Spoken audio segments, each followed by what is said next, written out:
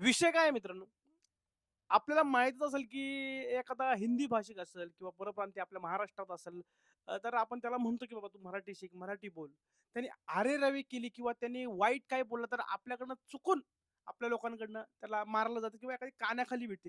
कानाखाली भेटल्यानंतर ही लोकं एवढी बोंबा मारतात ना, मला मारलं, आंदोलनं काढलं, मोर्चे काढले. आता तुम्ही बघितलं असेल की मध्यंतरी मुंबईत कसे गुजराती मारवाड्यांनी मोर्चे काढले होते. पण हीच लोकं ह्यांच्या राज्यात एखादा नॉर्थ ईस्ट इथं आला, की त्याला त्याच्या रंगावरून, त्याच्या चेहऱ्यावरून तू चायनीज आहे, तू नेपाळी आहे, तू मोमो बनव, तू हे कर, तू नूडल बनव, असं करून त्याला हिणवतात आणि त्याला मारतात.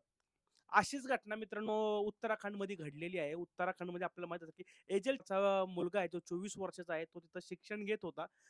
शिक्षण घेत असताना काही कामानिमित्त तो बाहेर गेला, त्याच्या भावासोबत गेला. तिथं काही उडाणटप्पू पोरं आली आणि त्याला चिडवायला लागली, "तू मोमो कर, नूडल बनव." अशा पद्धतीने चिडवायला लागली. तो सांगतोय, त्याला चायनीज म्हणत होती, त्याला नेपाळी म्हणत होती. तो सांगतोय, "मी नेपाळी नाहीये, मी चायनीज नाहीये. मी भारतीय आहे. मी एक इंडियन माणूस आहे, इंडियन मुलगा आहे. तुम्ही मला भारतीय म्हणा. मला हे ऐकल्यानंतर तिथला कोण अष्टगी कोणतरी त्यागी म्हणून आहे एक मुलगा. त्यानी आणि त्याच्या मित्रांनी मिळून 7 जणांनी ती नशेत होते. नशेत त्या मुलाला मारलं, गजाने मारलं, दगडाने मारलं. एवढं मारलं मित्रांनो, तो मुलगा थेट आय-सी-यूमध्ये गेला. 17 दिवस, 17 दिवस तो आय-सी-यूमध्येच लढला. म्हणजे प्रयत्न केले डॉक्टरांनी त्याला वाचवण्याचे, पण 18व्या दिवशी त्याचा अंत झाला. तो जागेवर गेला. उपचारादरम्यान त्याचा मृत्यू झाला. ही घटना सगळी त्याच्या भावाने ऑन कॅमेरा नंतर सांगितलेली आहे. तर अशा वृत्तीचे, अशा मानसिकतेची लोकं आहे.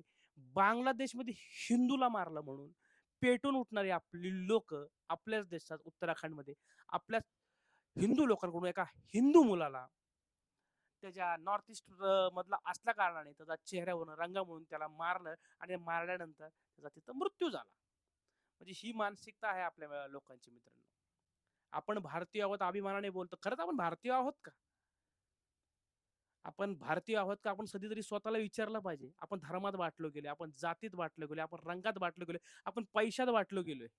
अशा मला मारून टाकलं. तो फोटो बघा मित्रांनो, त्याचा हॉस्पिटलमधला फोटो आहे.